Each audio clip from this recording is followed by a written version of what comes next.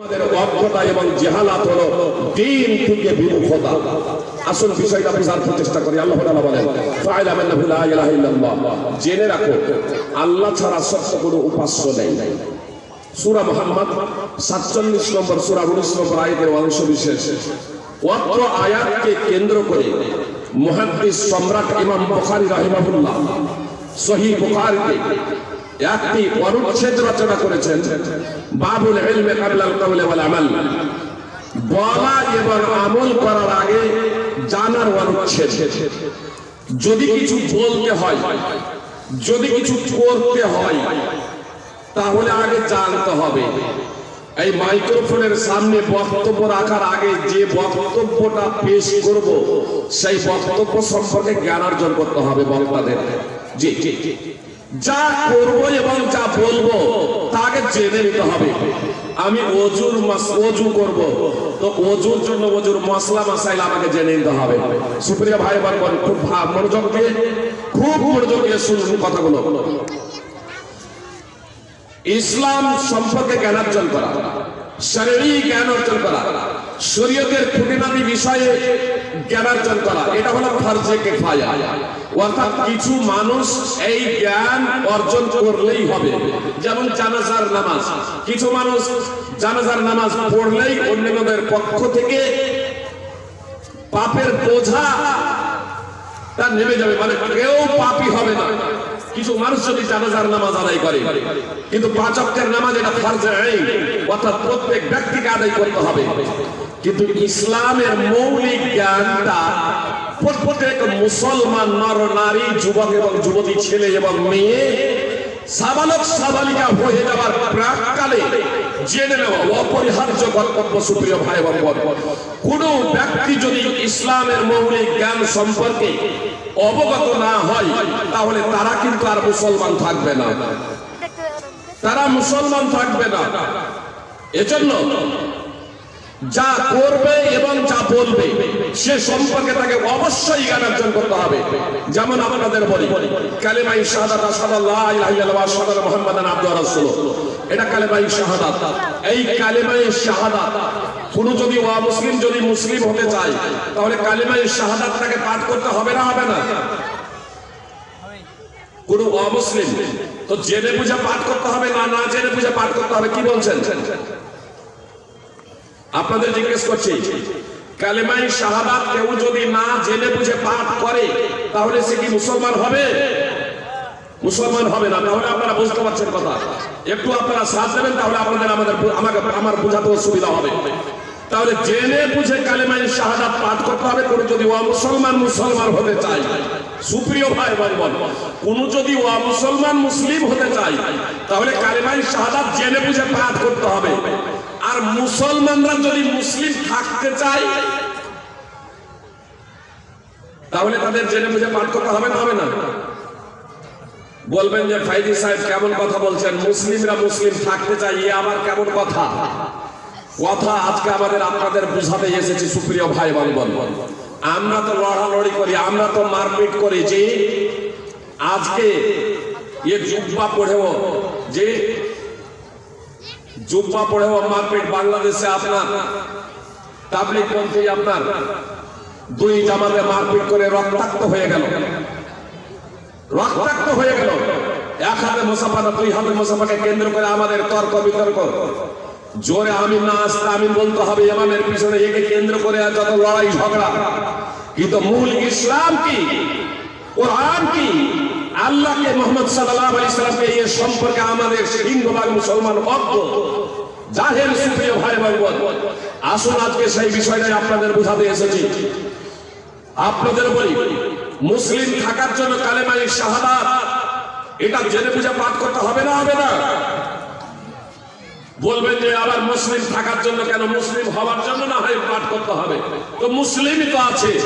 সুপ্রিয় ভাই বোন, 4-5 বছর বয়সে, কথা একটু মনোযোগ দিয়ে শুনবেন আমার মা বোনেরা, আপনারাও মনে করুন 5-6 বছর বয়সে আধার কার্ড আমাদের করা হয়েছে।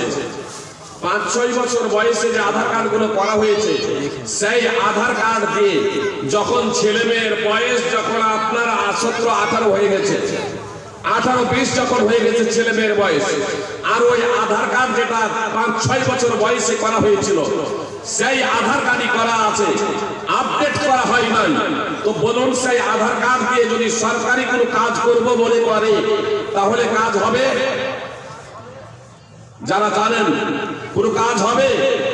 কোনো কাজ হবে না। আপনি পাসপোর্ট করতে যাবেন, বলবেন যে আগে আপনি আধার কার্ড আপডেট করুন। যে ব্যাংকের অ্যাকাউন্ট খুলতে যাবেন, বলবেন যে আধার কার্ডে হবে না। আপনি এই আধার কার্ড দিয়ে ভোটার কার্ড করতে যাবেন, বলবে যে আগে আপনি আধার কার্ড আপডেট করুন। যে আপনি যে আধার কার্ডটা 5-6 বছর বয়সে করেছিলেন, সেই আধার কার্ডটাও সাবালক হওয়ার প্রাককালেই অচল। সাবালক হওয়ার প্রাককালেই অচল। আপনি যদি আধার কার্ড আপডেট না করেন, সুপ্রিয় ভাই বোন, অনুরূপ ভাবে আমরা যে মুসলিম হিসেবে জন্মেছি, আমরা তো শুধু মুসলিম ঘরে যারা জন্মেছি তারাই মুসলিম হিসেবে জন্মেছি এমনটি না। মুহাম্মদ সাল্লাল্লাহু আলাইহি সাল্লাম তো বলছেন, কুল্লু মাউলুদি ইউলাদু আলাল ফিতরাহ, প্রত্যেকটা শিশু ফিতরাতের উপরে জন্মগ্রহণ করে। আল্লাহ তাআলা স্পষ্টভাবে বলেন, ইয়া আইয়ুহান নাস ইন্না খালাকনাকুম মিন যাকারিন ওয়া উনসা ওয়া জাআলনাকুম শুউবান ওয়া কাবাইলা লিতাআরাফু ইন্না আকরামাকুম ইনদাল্লাহি আতকাকুম। হে মানব জাতি, আমি তোমাদের এক নর ও নারী থেকে সৃষ্টি করেছি এবং আমি তোমাদেরকে বিভিন্ন গোত্র ও জাতিতে বিভক্ত করেছি। এটা আপসে পরিচিতি লাভের জন্য। বিভিন্ন গোত্র ও জাতিতে বিভক্তিকরণ এটা মর্যাদার জন্য নয়, এটা সম্মানের জন্য নয়। যেমন ব্রাহ্মণেরা মনে করে যে ব্রাহ্মণ ঘরে জন্মগ্রহণ করলে ব্রাহ্মণ হয়, শূদ্রের ঘরে জন্মগ্রহণ করলে শূদ্র হয়। অতএব ব্রাহ্মণ ঘরে জন্মগ্রহণ যে করেছে সে যদি মহামূর্খও যদি হয়, সে মহান দেবতা। মনুসংহিতা তারা মন্ত্র রচনা করে দিল। এই ধরনের কোন নীতি বিধি বিধান ইসলামে নাই। সুপ্রিয় ভাই বোন, আল্লাহ তাআলা স্পষ্ট ভাবে বলছেন, ইয়া আইয়ুহান নাস, হে মানব জাতি, সে মুসলিম হোক আর অমুসলিম হোক, সে মুসলিম হোক আর অমুসলিম হোক, বৌদ্ধ হোক, জৈন হোক, শূদ্র হোক, ব্রাহ্মণ হোক, সাঁওতাল, আদিবাসী যে কেউ হোক না কেন, আল্লাহ তাআলা বলছেন, হে মানব জাতি, ইন্না খালাকনাকুম মিন যাকারিন ওয়া উনসা, আমি তোমাদের একজন নর ও একজন নারী থেকে সৃষ্টি করেছি। ওয়া জাআলনাকুম শুউবান ওয়া কাবাইলা লিতাআরাফু, এবং আমি তোমাদেরকে বিভিন্ন গোত্র ও জাতিতে বিভক্ত করেছি আপসে তোমাদের পরিচয় লাভের জন্য। ইন্না আকরামাকুম ইনদাল্লাহি আতকাকুম, নিশ্চয়ই আল্লাহর নিকটে মর্যাদা সম্পন্ন মর্যাদাবান হলো সেই ব্যক্তি যে যত বেশি তাকওয়াবান, যে যত বেশি সংযমশীল, যে যত বেশি পরহেজগার, যে যত বেশি মুত্তাকি, যে যত বেশি আল্লাহ তাআলার বিধিনিষেধ মেনে চলে। সূরা হুজুরাত 49 নম্বর সূরার 13 নম্বর আয়াতের অংশ বিশেষ। এত দ্বারা আমরা জানতে পারলাম আমাদের জন্ম প্রক্রিয়া এক, আমাদের জন্ম পদ্ধতি এক, জন্মগতভাবে আমরা সবাই সমান। মুহাম্মদ সাল্লাল্লাহু আলাইহি সাল্লাম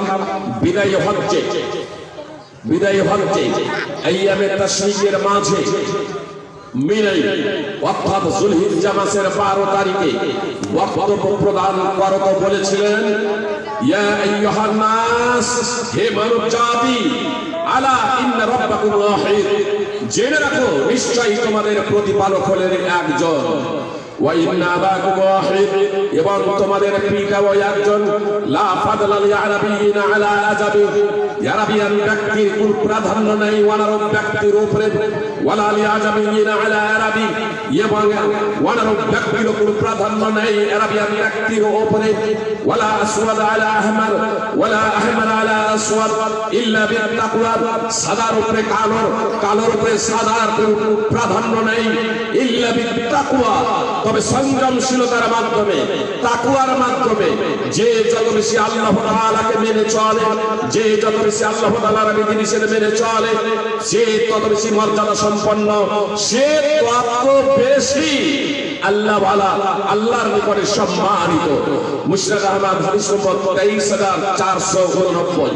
এতটা স্পষ্ট হয়ে গেল যে জন্মগতভাবে আমরা সবাই সমান। সবাই প্রথমে মুসলিম ছিলাম, সুপ্রিয় ভাই বোন। মুসলিমরাও প্রথমে মুসলিম ছিল। সুতরাং মুহাম্মদ সাল্লাল্লাহু আলাইহি সাল্লাম বলছেন, কুল্লু মাউলুদিন ইউলাদু আলাল ফিতরাহ, প্রত্যেকটা শিশু ফিতরাতের উপরে জন্মগ্রহণ করে, প্রত্যেকটা শিশু ফিতরাতের উপরে জন্মগ্রহণ করে। ফাআবাহু ইহবিদানিহি আও নাসরানিহি আও মাজিসানিহি, অতঃপর তার পিতামাতা তাকে ইহুদি বানায়, তার পিতামাতা তাকে খ্রিস্টান বানায়, তার পিতামাতা তাকে অগ্নি পূজক বানায়। সহিহ বুখারী হাদিস নম্বর 1385, সহিহ মুসলিম হাদিস নম্বর 2658, সহিহ মুসলিম এবং তিরমিজির একটি বর্ণনায় রয়েছে ওয়াইশারিকানি, তার পিতামাতা তাকে মুশরিক বানায়। সুপ্রিয় ভাই এবং বোন, এক কথায় প্রত্যেকটা শিশু মুসলিম হিসেবে জন্মগ্রহণ করে। হাদিসে কুদসি অর্থাৎ নবী সাল্লাল্লাহু আলাইহি সাল্লাম বলেছেন, আল্লাহ তাআলা বলেছেন, ইন্নী খালাকতু ইবাদি হুনাফা কুল্লাহুম, নিশ্চয় আমি আমার সকল বান্দাকে আমার একনিষ্ঠ করে তাওহীদকে মান্যকারী হিসেবে, এক কথায় মুসলিম হিসেবে সৃষ্টি করেছি। আল্লাহ তাআলা বলেছেন, তাওহীদ মান্যকারী হিসেবে সত্যকে গ্রহণ করার যোগ্যতা দিয়ে আমি তাদেরকে সৃষ্টি করেছি। ওয়া ইন্নাহুমা আতাতুহুমুশ শায়াতিন ফাজতালাতুহুম আন দীনিহিম, শয়তানগুলো তাদের কাছে এলো এবং তাদেরকে তাদের ধর্ম থেকে বিচ্যুত করে দিল, তাদেরকে তাদের ধর্ম থেকে দূরে সরিয়ে দিল। সহিহ মুসলিম হাদিস নম্বর 2865।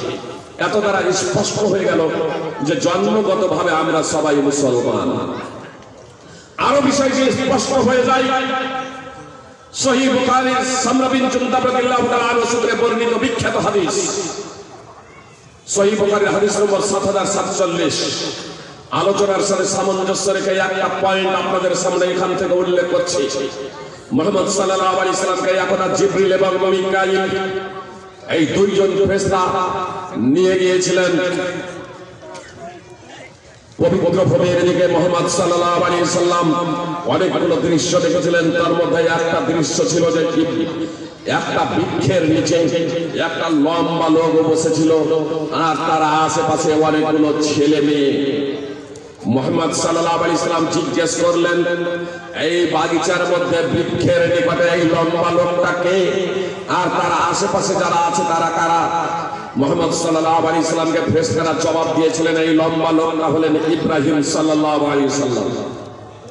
জি, আমরা মুহাম্মদ সাল্লাল্লাহু আলাইহি সাল্লাম বলি, অন্যান্য নবীর ক্ষেত্রে আলাইহিস সালাম বলি, কিন্তু অন্যান্য নবীর ক্ষেত্রেও কখনো কখনো সাল্লাল্লাহু আলাইহি সাল্লাম বলা যায়।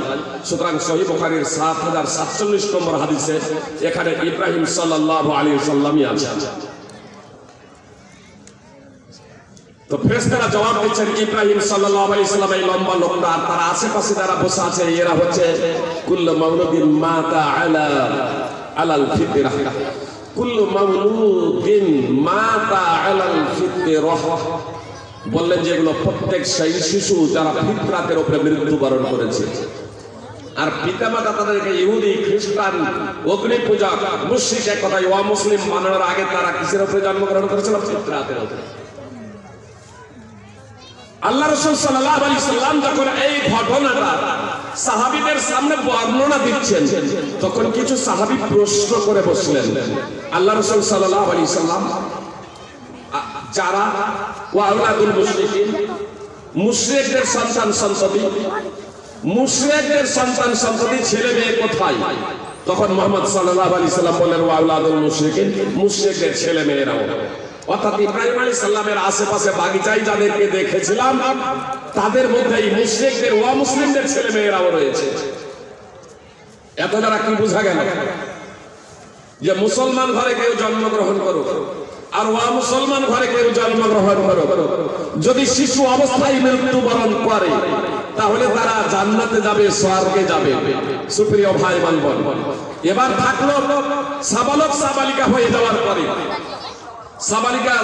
সাবালক সাবালিকা হয়ে যাওয়ার পরে ইহুদিরা তাদের ছেলে মেয়েকে ইহুদি বানিয়ে দেয়, খ্রিস্টানেরা খ্রিস্টান বানিয়ে দেয়, অগ্নি পূজকেরা অগ্নি পূজক বানায়, মুশরিকরা মুশরিক বানায়।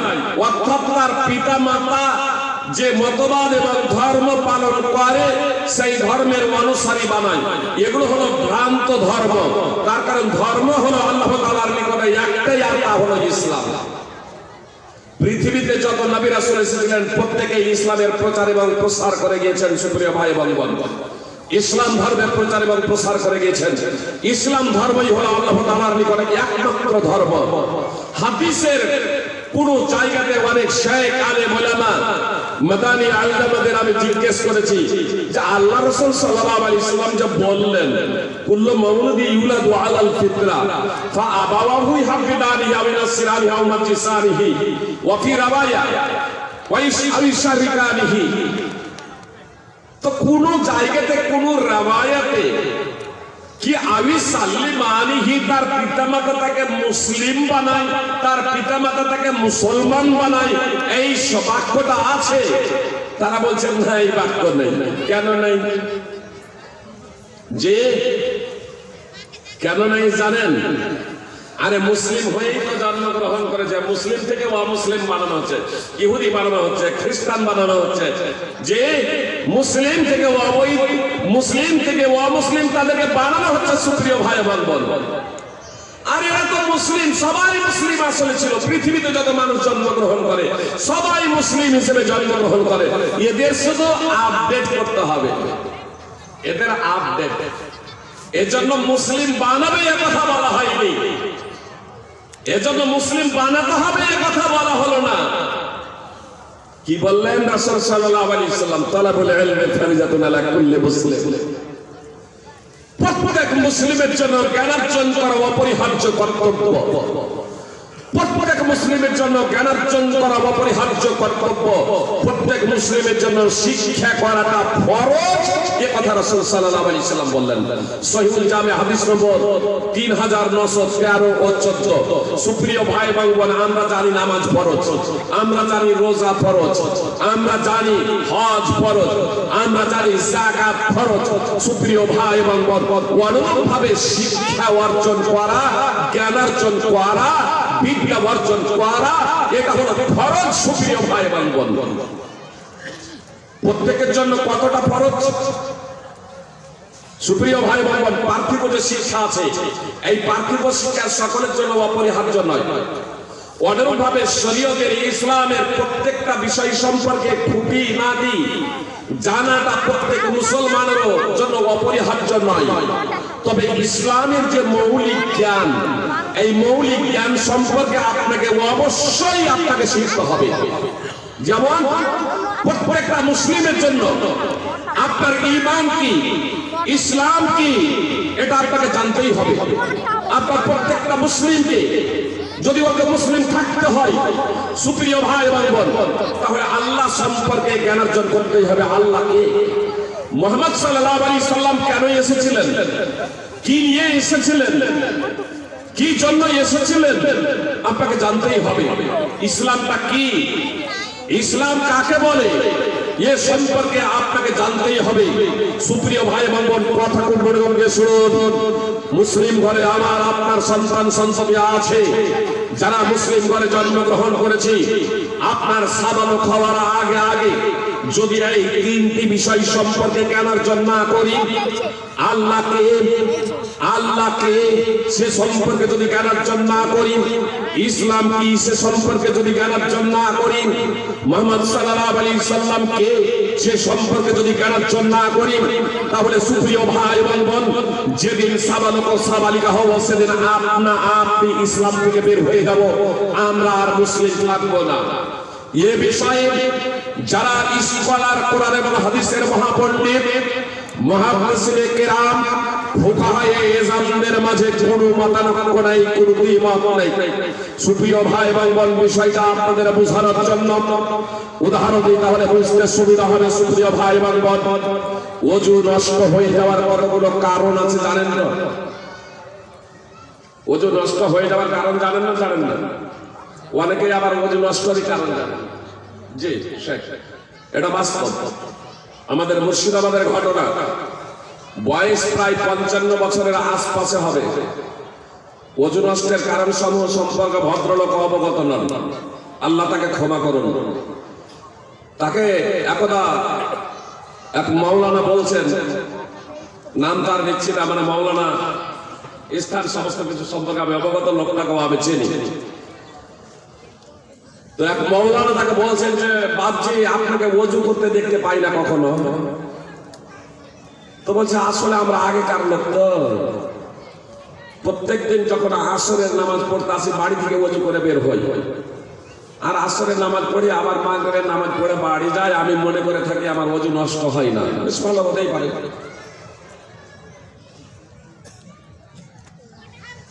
কখন তার বাদ করব হয় এটা তো আর লক্ষ্য করা সম্ভব নয়। ছেলেদেরকে বললেন মাদ্রাসার মাওলানা সাহেব যে আচ্ছা এই চাচাজিকে তোমরা ফলো করিও যে কখনো বাথরুমে যায় কিনা, টয়লেট করার জন্য কখনো সে যায় কিনা, এটা তোমরা ফলো করবে আসরের নামাজ পড়ার পর থেকে নিয়ে মাগরিব পর্যন্ত, এর মাঝে তোমরা ফলো করবে। তার কারণ আসরের নামাজ পড়ে ওই মাদ্রাসা মসজিদ সংলগ্ন আর তার পাশে চায়ের দোকান, সেই চায়ের দোকানে আড্ডা মারেন। যেদিন বলেছে তার 2-1 দিন পরেই মাগরিবের যখন আযান হচ্ছে তখন চা পান করছেন, আর এইদিকে সব নামাজে দাঁড় হয়েছে। দুটো ছেলে আপনার রুম থেকে ওই ভদ্রলোককে ফলো করছেন যে আজকে কি করছে দেখে। চা খাওয়ার পরে আপনার টয়লেটে গিয়েছেন, আর টয়লেট থেকে আসার পরে ওযু না করে একবারে সোজা লাইনে আল্লাহু আকবার। ছেলে দুটাও দাঁড়িয়ে গেলেন, নামাজ পড়লেন, নামাজ পড়লো। নামাজ হয়ে যাওয়ার পরে ওই ছেলে দুটো মাওলানাকে গিয়ে বলছে হুজুর আজকে কিন্তু চোর ধরা পড়ে গেছে। কি ব্যাপার? বলছে টয়লেটে গিয়েছিলেন, ওযু না করে কিন্তু নামাজে দাঁড়িয়ে গেছিলেন, আমরা দেখেছি। তারপরে ভদ্রলোককে ডাকলেন, চাচাজি আপনি আজকে ওযু করতে ভুলে গিয়েছিলেন নাকি? বলছে না, বাড়ি থেকে ওযু করে এসেছি যে আসরে নামাজ পড়েছি, আবার তো মাগরিবের নামাজ পড়লাম। তখন ওই ছেলে দুটা বলছে আপনি যে ওই মাগরিবের টাইমে যে বাথরুমে গিয়েছিলেন যে, বলছে হ্যাঁ আমি তো মাঝে মাঝেই যাই, আমি মেয়েদের মতো করে প্রসাব করি, আমি শুধু প্রসাব করেছি, মেয়েদের মতো করে না, হাঁটু ঢেকে ঢেকে করেছি। মানে ওর ধারণা হাঁটুর উপরে কাপড় উঠলে ওযু নষ্ট হবে, বুঝতে পেরেছেন? হাঁটু ঢেকে ঢেকে করেছে, মানে কাপড় হাঁটুর উপরে কাপড় উঠলে ওযু নষ্ট হবে, অথচ এটা ওযু নষ্টের কারণই না। জি আপনার মলমূত্র কিছু বের হলে অথবা মলমূত্রের জায়গা দিয়ে কোনো কিছু বের হলেই ওযু নষ্ট হয়ে যাবে। সুপ্রিয় ভাই বোন, এটা কিন্তু তার সে অবগত নয়। ওযু নষ্টের কারণ সমূহ সম্পর্কে অবগত নয়। ওযু নষ্টের অনেকগুলো কারণ আছে সুপ্রিয় ভাই বোন। বায়ু নির্গত হয়ে যাওয়া, যদি প্রসাব করার পরে ওযু নষ্ট হয়, নষ্ট না যদি ওর কারণে হয় তাহলে তো বায়ু নির্গত হয়েছে, ওযুই করে। বায়ু নির্গত হয়ে যাওয়া সমস্ত ধর্মীয় পণ্ডিতের ঐক্যমতে এটা ওযু নষ্টের কারণ। সুপ্রিয় ভাই বোন, যদি বায়ু নির্গত হয়ে যায় ওযু নষ্ট হয়ে যাবে। আপনারা জানেন যে নামাজ শুদ্ধ হওয়ার জন্য ওযু শর্ত না, ওযু শর্ত নয়। নামাজ শুদ্ধ হওয়ার জন্য ওযু শর্ত। কতগুলো কারণ আছে, যে কারণগুলো সংঘটিত হলে ওযু নষ্ট হয়ে যাবে। যেমন উটের যদি মাংস খান আপনার ওযু নষ্ট হয়ে যাবে।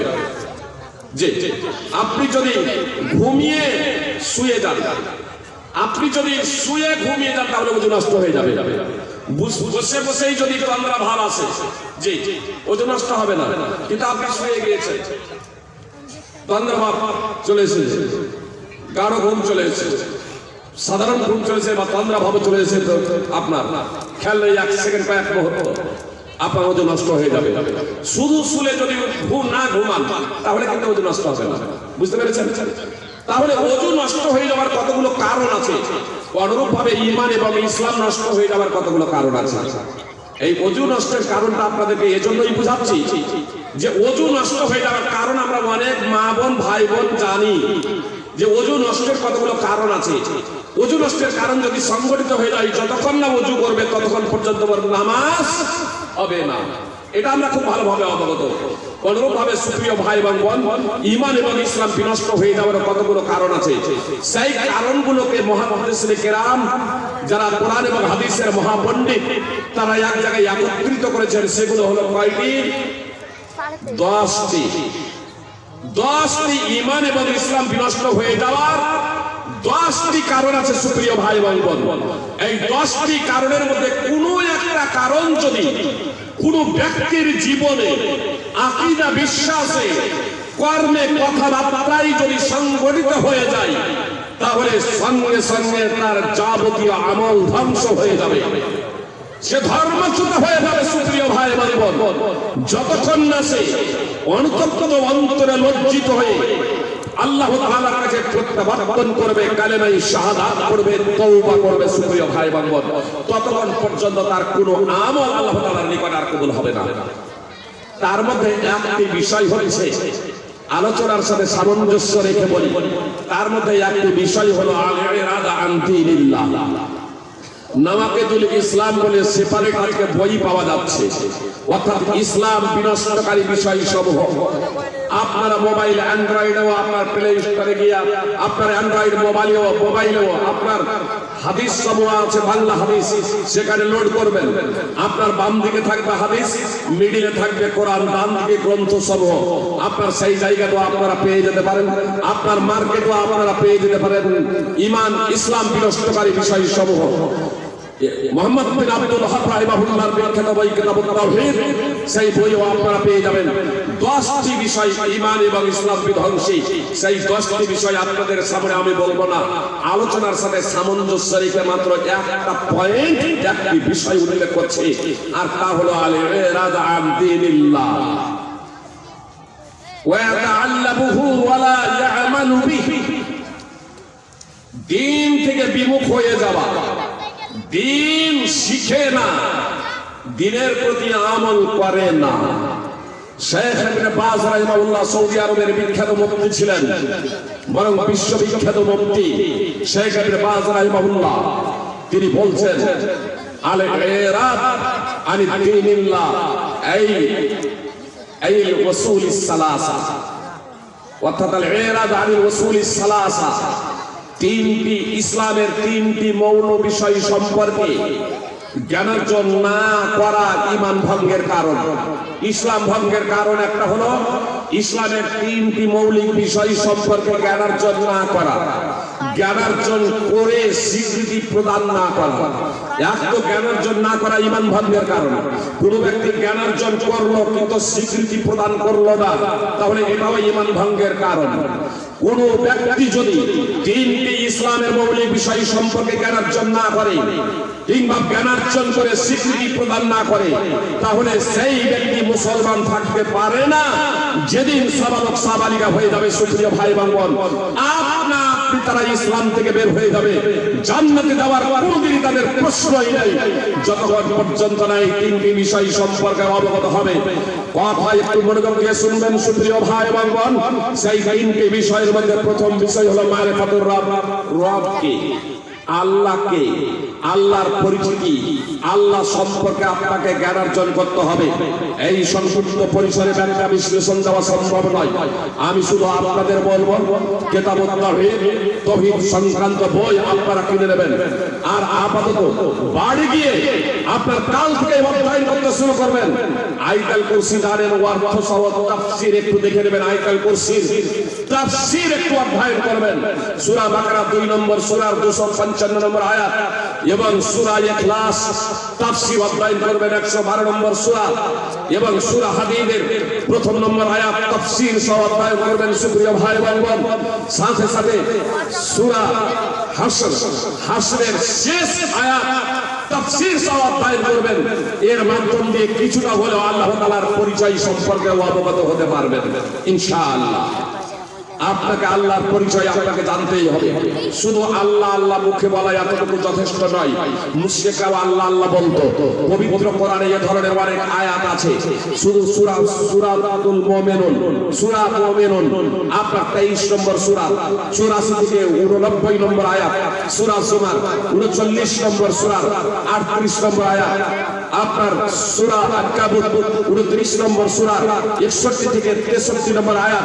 পবিত্র কোরআনে এই ধরনের প্রচুর আয়াত আছে যেখানে আল্লাহ তাআলা মুহাম্মদ সাল্লাল্লাহু আলাইহি সাল্লামকে বলেছিলেন, মুহাম্মদ সাল্লাল্লাহু আলাইহি সাল্লাম আপনি মুশরিকদেরকে জিজ্ঞেস করুন যে আসমান জমিনের আদি স্রষ্টাকে, আকাশ মণ্ডল ভূমণ্ডলকে সৃষ্টি করেছে, আশ্রয় দাতাকে, যার উপরে কোনো আশ্রয় দাতা নাই, রিজিক দাতাকে, মৃত্যু দাতাকে, জীবন দাতাকে, সার্বভৌম ক্ষমতার অধিকারীকে, তারা উত্তর দেবে তিনি হলেন আল্লাহ। তো মুশরিকরা আল্লাহ আল্লাহ বলতো।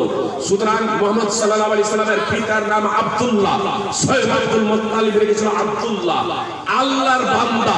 সুপ্রিয় ভাই এবং বোন, আমরা তো মুসলমান, বর্তমানে ছেলেদের নাম রাখতেও সঠিকভাবে জানি না।